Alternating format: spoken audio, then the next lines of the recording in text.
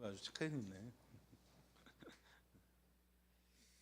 네, 말씀을 전하도록 하겠습니다. 요즘은 별로 하지 않지만은 예전에 저 어렸을 때만 하더라도 올림픽에서 금메달 따면은 광화문에서 카퍼레이드를 했었습니다. 네, 기억나시죠? 네, TV에서 중계도 하고 그래서 사람들이 막 그 길거리에 나와서 막 환호도 하고 박수도 쳐주고 그렇게 합니다. 고대 시대에도 왕이나 장군이 적국과 전쟁에 승리를 하고 돌아오면은 위풍당당하게 말을 타고 성 안으로 들어올 때 많은 사람이 나와서 이 행렬을 이렇게 환호하고 맞아주죠. 오늘 장면이 바로 그 장면입니다. 오늘을 그 종료주일이라고 얘기하는데, 종료주일은 주님께서 십자가의 그 사역을 완성하기 위해서 이 평화의 성이라고 불리는 예루살렘의 왕으로 다시 복귀하고 들어오시는 장면이에요. 그래서 개선 장군으로 입성하심을 기념하는 주일이 바로 종료주일입니다. 하지만 이 승리는 세상에서의 승리와 달리 죽음을 통한 승리죠.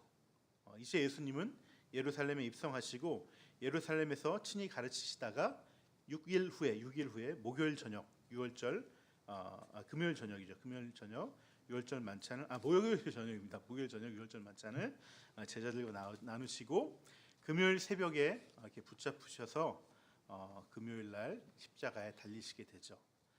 그리고 그날 저녁에 무덤에 안치되고 또 토요일 지나서 주일에 부활하시게 됩니다. 그래서 이 종료주일을 시작으로 그 주를 고난주간이라고 저희가 부르고요, 순환주간이라고 부릅니다. 특별히 이 목금토 예수님께서 유월절 만찬을 하시고 십자가에 달리시고 또 무덤에 안치되었던 이 3일을 성삼일이라고 부르고요, 함께 모여서 이 고난을 묵상하고 기도로 동참하고 예배 드리는 것이 사실 교회의 오래된 전통입니다. 마땅히 우리가 이렇게 또 함께 예배 드려야 되지만 우리 교회에서는 금요일 날 이렇게 모여서 함께 그 십자가 달리심을 기념하고 또 함께 모여서 예배를 드립니다. 그래서 이 성금요일 날 예배에 여러분들 많이 참여를 해주시기 바랍니다. 이번 주는 순환주일에서 이렇게 주일날 성찬을 안 하고요, 대신 이 성금요 예배 때 이렇게 하려고 하죠. 이것이 진짜 예수님께서 처음 이 성찬을 하셨던, 아까 동영상에서 잠깐 보셨죠? 제자들에게 빵을 주시면서 잡히시기 전날 밤 만찬을 하시고 이렇게 이 빵과 잔에 대해서 그 의미를 설명해 주시면서 이날을 기념하라고 주님께서 말씀하셨습니다. 그래서 이날 함께 또 성찬하면서 주님의 또 은혜에 들어가면 좋겠습니다. 그래서 오늘 본문은 이 종료주일에 맞는 이 종료 나무 가지를 들고 백성들이 환원하는 이 내용을 가지고 같이 나누려고 합니다. 특히 이 이야기는 마태복음, 마가복음, 누가복음 다 나와 있습니다. 그래서 굉장히 그만큼 중요한 이야기다라고 우리가 생각하시면 될 것 같고요. 지금 예수님은요, 여리고라는 곳에서 거기서 사역을 마치고, 거기서 사역이 어떤 사역이 있었냐면 삭개오를 변화시키는 사역이 있었고요. 10가지 문화 비유를 또 말씀하시고 이렇게 가르침을 베푸시고 이제 여리고에서 예루살렘으로 가고 계시는 거예요. 가고 계신 겁니다. 예수님께서 예루살렘에 여러 번 가셨습니다. 여러 번 가셨는데 오늘 방문은 마지막 방문이죠. 마지막 그 사역의 피날레를 장식하는 그 십자가 사역을 하시기 위해서 이제 마지막 예루살렘에 입성하시게 되는데요. 여러분, 여리고에서 예루살렘으로 가는 길은요 굉장히 좀 험합니다. 험해요. 그 지구상에서 가장 지대가 낮은 곳이 바로 여리고 근처에 있습니다. 평균 수면보다 밑에 있어요, 땅이. 그리고 예루살렘은 굉장히 높은 곳에 있죠. 산지에 있죠. 그래서 예수님께서 예루살렘에 먼저 가지 않고 그 중간에 이제 올리브산이라는 곳을 가셔서 거기서 하룻밤 묵으시고 그 다음 날 예루살렘에 입성하게 되는데, 이게 보통 하루 꼬박 걸립니다. 여리고에서 예루살렘까지 이 올리브산까지 올라가는데 하루 꼬박 걸리는데, 아주 그냥 아침 일찍 일어나서 사력을 다해서 낑낑대고 우리가 올라가면은 한 점심 때쯤 되면은 한 중간 정도 옵니다. 중간 정도 도달하게 됩니다. 예루살렘하고 여리고 사이의 거리가 한 24km 정도 되거든요. 그러니까 성인이 열심히 부지런히 보통 잘 건너시는 분은 30km 정도를 간다고 그래요. 근데 여기 이제 언덕백이니까 한 24km를 아주 그냥 열심히 가야지 도달할 수 있는 것이죠. 그리고 이 6월절이 시작되는 시기는요, 이제 이때쯤이거든요. 이때보다 좀 늦거나, 그래서 한창 더워지기 시작합니다. 한창 더워져서 또 이 더워지는 때는 건기철이라서 비가 안 와요. 그렇기 때문에 예루살렘에 오르는 길은 굉장히 무덥고 또 습기가 없어서 이 먼지투성이인 길을 걸어가야 돼요. 하지만 이 주님께서는 이 유월절을 지키기 위해서, 왜요? 새로운 이스라엘인 우리를 출범시키기 위해서, 출애굽하기 위해서 이 유월절을 절기를 자신의 몸으로 제물이 드려짐으로 지켜야 했기 때문입니다. 그래서 반드시 가야 했던 것이죠. 여러분, 여리고에서 이 올리브산까지 한참 올라가다 보면은 이 어느 순간 되면은 이 사막과 이런 모래 지역을 건너서 약간 파릇파릇한 색깔들이 보이기 시작합니다. 그게 바로 이제 올리브산이 시작되는 거죠. 그래서 올리브산을 쭉 올라가다 보면은 이제 정상쯤에서 딱 저쪽편을 저쪽 골짜기를 바라보면은 햇빛에 반짝반짝하는 예루살렘 성전이 보이는 거예요. 예루살렘 성전이 바로 거룩한 도시, 평화의 도시라는, 예루살렘이라는 뜻이 평화의 도시라는 뜻입니다. 평화의 성이라는 뜻입니다. 거기에 올라가면은 특히 그 마을 산 거의 꼭대기쯤에 있는 이 베다니와 벳박이라는 마을에 가면은요, 그 예루살렘이 한눈에 보여요. 한눈에. 이렇게 하루를 꼬박 힘들게 올라와서 딱 바라보는 이 예루살렘. 근데 거기는 어떤 곳이죠? 내가 죽어야 되는 곳이죠. 내가 죽어야 되는 곳. 제가 성경을 읽다 보면은 그 주님의 마음이 좀 느껴지는 데가 있습니다.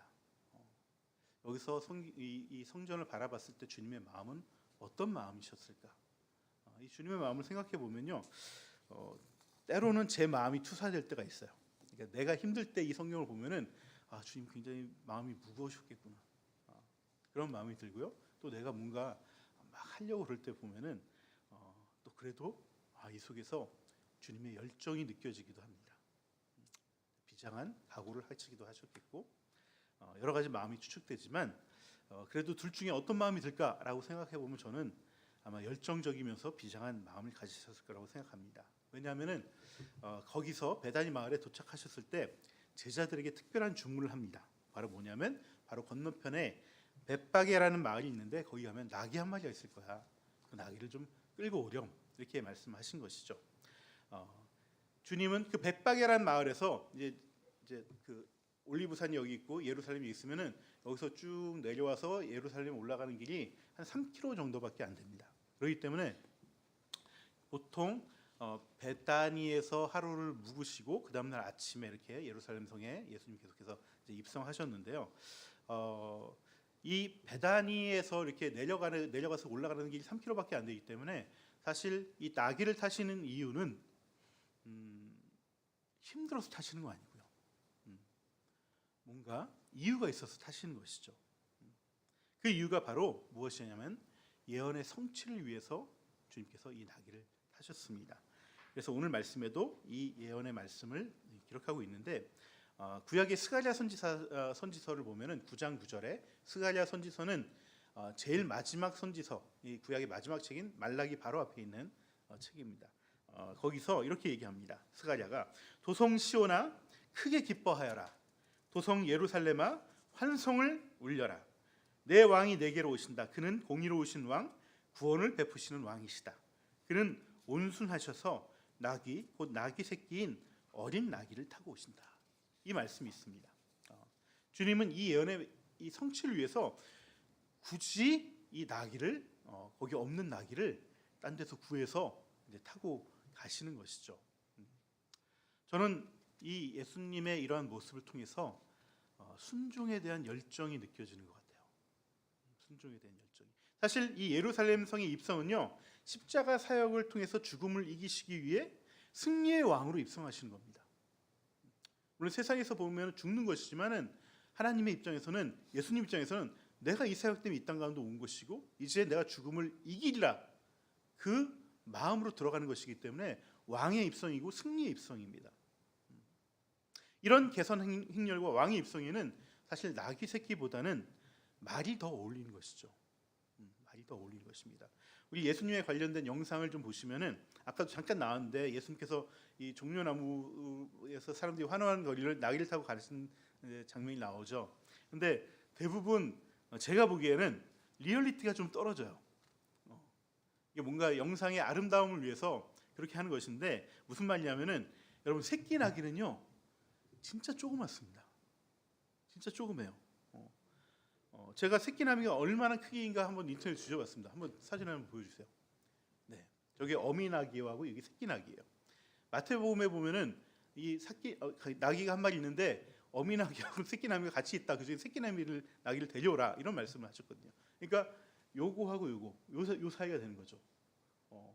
보통 이 나귀는 생후 3년이 되면 다 큽니다.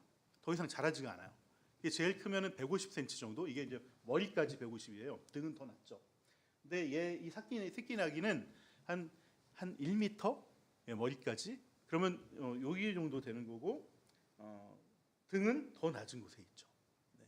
근데 이 나귀는 굉장히 힘이 센 동물이라서 그래도 사람을 태우고 이제 젖을 떼고 어느 정도 돌아다닐 정도 되면은 이 사람을 태우고 다닐 수 있을 정도로 힘이 세요.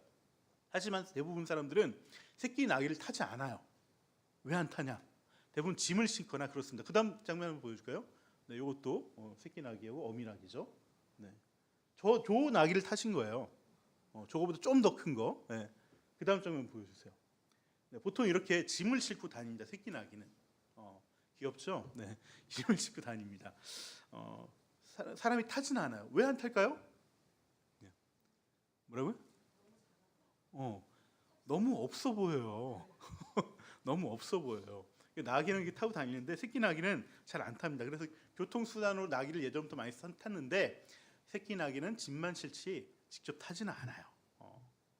근데 이 왕이 승리하는 이 행진에 이런 새끼 나귀를 타고 간다고 생각해 보세요. 이거는 거의 코미디입니다. 약간 우스꽝스러운 장면이에요. 예수님이 죽으러 가는 이 거룩하고 엄숙한 길인데 그리고 승리를 선포하는 이 왕의 행렬인데 그 모습은 좀 너무 아니잖아요. 그렇죠? 네. 게다가 예수님이 입성하기 전에 얼마 전에 몇 년 전에 무슨 일이 있었냐면 빌라도가 그 총독으로 그 성에 입성하면서 어떻게 입성했냐면은 이 근육이 우락부락한 이 말을 타고 수많은 군대들을 이끌고 이 황제의 깃발을 들고 입성했어요. 그 행렬을 본 사람들이 진짜 로마의 힘이 어마어마하구나. 이 위용이 어마어마하구나. 이렇게 그 인상 깊게 아마 남았을 겁니다. 근데 그런 사람들이 새끼 나귀를 타고 그런 사람들한테 새끼 나귀를 타고 나타난다는 것은 굉장히 격이 떨어지는 거죠. 마치 우리가 그 대통령 취임식 때 대통령이 차에서 내리는데 티코를 타고 내려요. 이런 상황입니다. 티코도 아니야.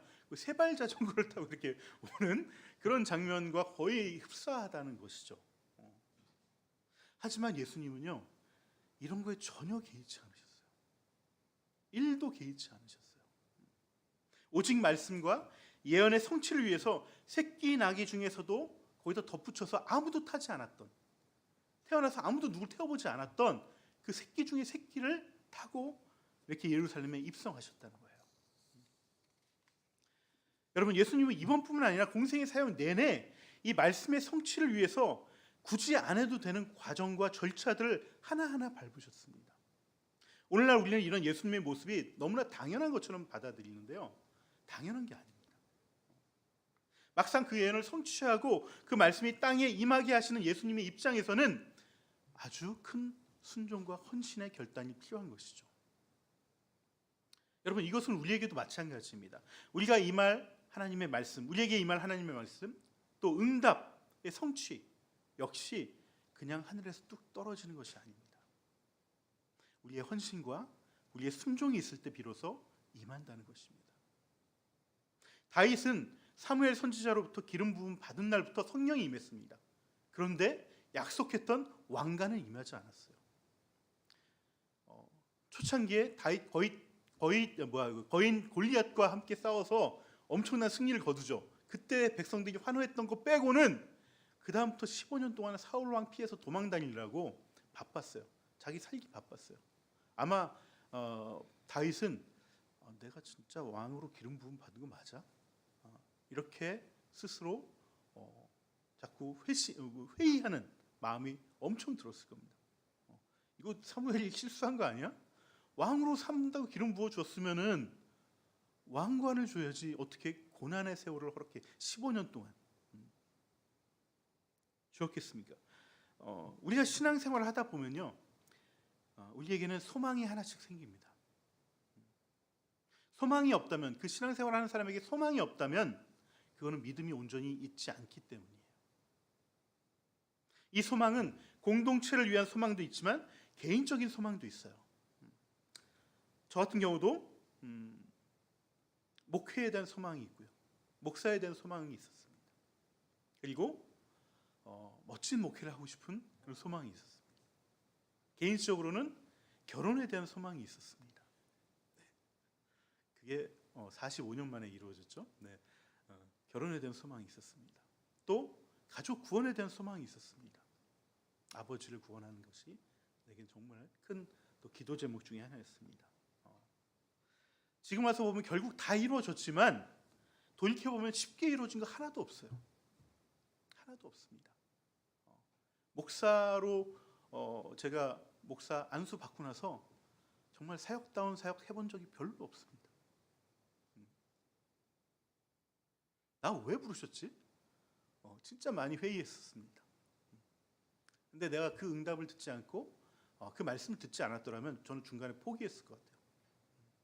나는 분명히 그 응답을 들었기 때문에 그걸 버틸 수 있었던 것이죠. 하지만 그 응답을 위해서 그냥 떨어지는 것이 아니라 그 응답이 이루어지기 위해서 순종과 헌신이 필요했던 거예요. 이 고난주간, 이 종려주일에 이 주님이 이루시는 이 말씀의 성취를 보면서 우리에게도 이 주님처럼 이 말씀의 성취를 위한 순종과 헌신이 있는지 우리는 돌아봐야 되는 것이죠. 우리는 순종과 헌신을 하다가도 가끔씩 이런 마음이 올라오죠. 아무리 순종이지만 이건 좀 아니잖아요, 주님? 이런 마음이 올라오죠. 네. 제가 예수님이었어도 새끼 나귀를 타라 그러면은 아버지 이건 좀 아니잖아요? 이런 말을 했을 것 같아요. 순종과 헌신에서 내 기준이 앞서면 그건 더 이상 순종과 헌신이 아닙니다. 순종과 헌신의 기준은 하나님이세요.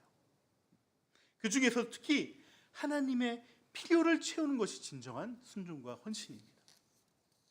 한국 교회는 사실 아무거나 다 헌신하고 순종하라고 해서 그 문제로 인해서 탈이 나기도 하지만 우리가 순종과 헌신할 때는 기준이 필요합니다. 그 기준을 셀 때 던져야 될 질문이 이겁니다. 바로 이 일이 하나님의 필요를 위한 것인가? 이 질문을 해야 됩니다. 만약에 이 질문을 했는데 우리에게 다가오는 응답과 감동이 내 필요를 위한 것이야 라는 감동이 온다면은 내가 이렇게까지 해야 하나? 그 마음이 들더라도 그건 순종하고 헌신하셔야 됩니다. 주님은 제자들에게 벳박의 마을에 가면은 아직 아무도 타지 않는 새끼 나귀가 한 마리 매어 있을 거라고 말씀하시면서 가서 풀어오라고 얘기하십니다. 여러분, 제가 제자였다면은 좀 난감했을 것 같아요. 가서 나귀가 있는데 그냥 풀어오라고? 이거는 다르게 보면은 절도거든요. 그냥 풀어오면은. 근데 그 마음을 아시고 주님께서 누가 뭐라 그러면은 주님께서 필요로 하신다고 말해라 이렇게 얘기합니다. 그것도 좀 난감하죠. 누가 너 당신 뭐 하는 거야? 그러면 주님께서 그것을 필요로 하십니다. 근데 주님이 누구야? 그러면 어떻게 됩니까? 되게 뜬금없는 상황이 벌어지고 난처한 상황이 벌어지는 것이죠. 하지만 제자들은 그 말씀에 순종했습니다. 그리고 갔습니다. 아마 그 나귀 주인이 더 당황했을 것 같아요. 제자들이 와서 이걸 풀어가는데 당신도 뭐 하는 거야? 그랬더니 주님이 그것을 필요로 합니다. 이렇게 말씀하니까 그랬더니 이 주인도 그 주님의 필요에 바로 순종하고 나귀를 내어줬어요. 굉장히 신기한 일이죠. 주님께서 이 십자가 사역을 감당하시기 위해서는 하나님의 말씀의 성취를 위해서는 이 주님의 필요를 누군가가 채워줘야 된다는 거예요. 우리가 순종하면서 내가 정말 이렇게까지 해야 되나? 라는 마음이 올라온다면 스스로에게 늘 이 질문을 하시기 바랍니다. 주님이 정말 필요로 하는 것이다, 아니다, 물어보시고 거의 응답을 받으시기 바랍니다. 받는다면은 끝까지 순종하고 헌신하시기 바랍니다. 이 고난주간에 주님의 순종하시는 모습을 보면서 우리도 우리의 신앙이 하나님의 필요로 내가 사용되는 신앙인지 점검할 필요가 있어요. 나의 필요로 하나님을 요구하는 신앙인가? 아니면 하나님의 필요로 나의 신앙이 세워지는 신앙인가? 그거에 따라서 우리의 신앙은 180도로 달라집니다. 하나님께서 필요로 하는 것을 이루려고 수고하고 애쓰는 신앙은 반드시 하나님께서 그 개인의 신앙도 세워주시고 그 소망도 이루어주십니다. 여러분, 이것은 거래가 아닙니다. 하나님은 자신의 필요를 위해 순종하고 헌신하는 자들을 더욱 아끼시기 때문에 그런 거예요. 제가 이제 옛날에 뭐 밴드 같은 거 하면은 이 기타 치는 친구들, 베이스, 소나키, 특히 소나키 치는 친구들은 이 악기를 정말 자기 목숨처럼 아껴요. 만지면은 화를 내 막 이게 나 한번 쳐봤는데 미리 이제 승낙을 받고 하지 않으면 굉장히 화를 냅니다. 저희 장인 어르신이 이제 인테리어 일 하시잖아요. 근데 제가 가끔가다 도와주러 가다가 연장을 함부로 다루잖아요. 그럼 우리 장인은 화를 내십니다. 그거 잘 다뤄야지. 뭐 하는 거야? 그래서 뭐라고 하시죠. 여러분, 목수들이나 기술자들은요, 자신들이 다루는 연장을 함부로 다루지 않습니다. 그뿐 아니라 보관도 관리도 매우 잘합니다. 연장 관리도 다 그 기술자의 능력에 포함되는 것이죠. 여러분, 하나님도 마찬가지입니다. 하나님이 하나님의 필요를 위해서 나를 사용하시는데 그런 나를 함부로 처박아 두겠습니까? 그런 나를 녹슬도록 내버려 두겠습니까? 망가뜨리게 하시겠습니까? 절대로 그렇지 않습니다. 하나님의 필요를 위해서 하나님께 쓰임받는 인생은 주님도 귀하게 여기신다는 것을 꼭 잊지 마시기 바랍니다. 여러분, 주님은 순종하는 자에게 순종의 열매를 맺게 하십니다. 성부 하나님께서는 십자가의 필요에 순종을 아들에게 요구하셨어요. 예수님은 아버지 하나님의 필요에 그대로 순종하셨습니다. 그래서 하나님은, 아버지는 아들에게 부활을 허락해 주셨고 그 아들을 만왕의 왕으로 존귀하게 세움받게 하셨습니다. 주님 역시 우리에게 그렇게 하실 것입니다. 하지만 만약에 주님의 필요를 위해 우리를 부르셨는데 우리가 순종하지 못한다면 어떻게 되겠습니까? 그 불순종으로 인해서 주님은 너무나 마음이 아파하실 거라는 거예요. 오늘 주님은 나귀 새끼를 타고 예루살렘 성에 입성하셨습니다. 많은 사람들이 환호하셨습니다. 하지만 이 사람들의 환호는 사실은 거짓된 환호였어요. 6일 후에 완전히 변해버리죠. 예수님을 죽이라는 함성으로 바뀌어버립니다. 사실 이 예루살렘 주민은 주님이 십자가에 달리실 메시아라고 생각하지 못했습니다. 자신들의 필요에 따라서 이 로마를 무찌를 그런 강한 힘을 가진 어떤 군대의 메시아라고 생각을 했던 것이죠. 그럼에도 불구하고 주님께서는 이런 십자가, 이런 환호를 이렇게 무시하지 않으셨습니다. 그리고 그 옆에 있는 바리새인들이 오히려 꾸짖었죠. 예수님, 저 사람들 당신을 메시아로, 당신 메시아 아니니까 저 사람 하지 말라고 꾸짖으라고 이렇게 얘기했죠. 근데 예수님은 백성들의 환호가 잘못됐지만 바리새인들도 생각도 잘못됐다고 봤습니다.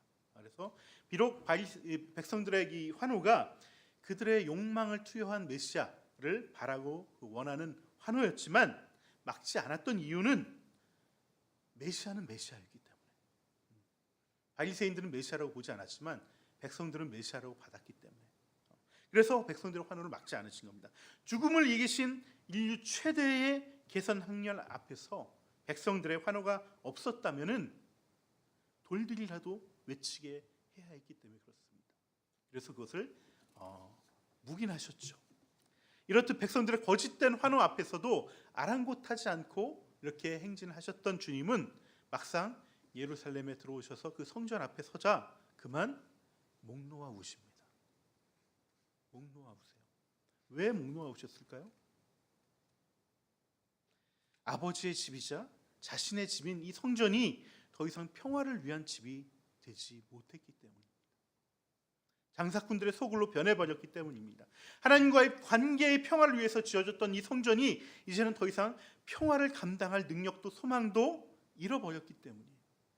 하나님과의 교제라는 그 하나님의 필요를 위해서 지어진 성전인데 더 이상 하나님의 필요에 순종하지 못하는 이 성전. 그래서 그 미래는 이제 무너질 일만 남았다라고 예수님께서 말씀하신 것이죠. 그래서 주님 42절에 이렇게 말씀하십니다. 오늘 너도 평화에 이르게 하는 일을 알았더라면 좋았을 텐데. 그런데 너는 지금 그걸 보지 못하는구나. 깨닫지 못하는구나. 그래서 이제 네 원수들이 토성을 쌓고 너를 에워싸고 너를 사면에서 죄어들 것이라고 말합니다. 예수님의 예언이 있고 40년 후에 결국 예루살렘 성전은 로마군이 와서 그 옆에 토성을 짓고 예루살렘 성전을 허물어 버립니다. 돌 하나도 남지 않고 돌 위에 돌 하나도 남지 않고 완전히 가루로 만들어 버립니다.